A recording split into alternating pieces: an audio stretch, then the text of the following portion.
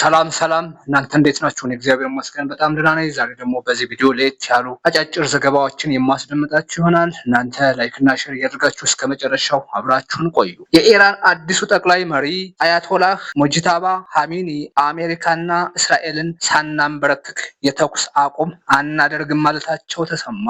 መጋቢት 10 2018 ዓለም አቀፍ ወሬዎችን በዝርዝር አስደምጣችኋለሁ። አሁንም በድጋሚ የኢራን አዲሱ ጠቅላይ መሪ አያቶላህ ሞጂታባ ኻሜኒ አሜሪካና እስራኤልን ሳናንበረክክ የተኩስ አቁም አናደርግም ማለታቸው ተሰማ።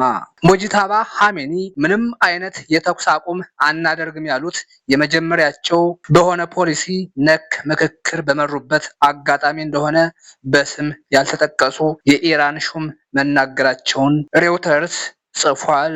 በአሜሪካና በእስራኤል ላይ የኢራን አጸፋ ከባድ እና የከፋ ይሆናል ሲሉ ሞጂታባ ዝተዋል ተብሏል። አዲሱ የኢራን ጠቅላይ መሪ አሜሪካና እስራኤልን ገና የእንብርክክ እናስኬዳቸዋለን ማለታቸውን ለጉዳዩ ቅርበት ያላቸው ሹም ተናግረዋል።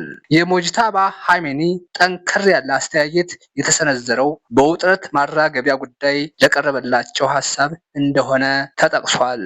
በኢራን የጠቅላይ መሪነቱ ሹመት አድራጊ ፈጣሪነት ስልጣን እንደሆነ ሚድል ኢስት ሞኒተር አስታውሷል። በኳታር የራስ ላፍን የኢንዱስትሪ አካባቢ በኢራን የሚሳኤል ጥቃት ተመታ ተባለ። ዝርዝሩ ባይፍታታም በራስ ላፋን እጅግ ከባድ ጉዳት ደርሷል መባሉን ቢቢሲ ጽፏል። ኢራን የደቡብ ፓሪስ የጋዝ አውታሯ ከተመታ በኋላ በአጸፋ ኢላማነት ከመረጠቻቸው መካከል አንዱ የኳታሩ ራስ ላፋን አንዱ ነው ተብሏል። ራስ ላፋን የነዳጅ ማጣሪያዎች የሚገኝበት እንደሆነ ተጠቅሷል። ኳታር በራስ ላፋን የኢንዱስትሪ አካባቢ ከባድ ጉዳት ያስከተለ ጥቃት ከደረሰባት በኋላ ቀይ መስመራችንን ያለፈ ነው በሚል ቁጣዋን አሰምታለች። ዓለም አቀፍ ሕግን ጭምር የተላለፈ ነው ብለዋለች።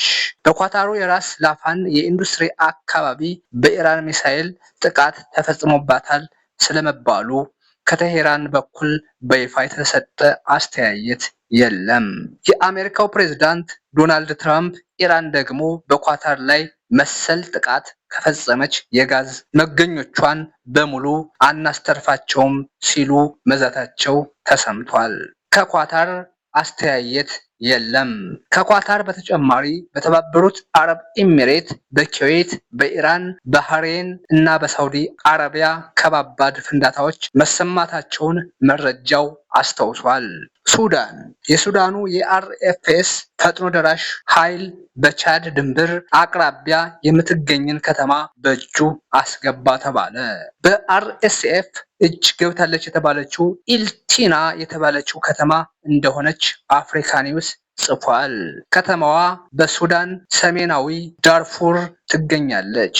ቀደም ሲል የሱዳን መንግስት ጦር በአካባቢው በአርኤስኤፍ ተከፍቶብኝ የነበረው ከባድ ጥቃት መክቼ መልሻለሁ ብሎ ነበር። አልቴና ወታደራዊ ፋይዳዋ የጎላ መሆኑ ይነገራል። ከተማዋ በአርኤስኤፍ እጅ ገብታለች ስለመባሉ ከሱዳን መንግስት ጦር በኩል የተሰማ ነገር የለም።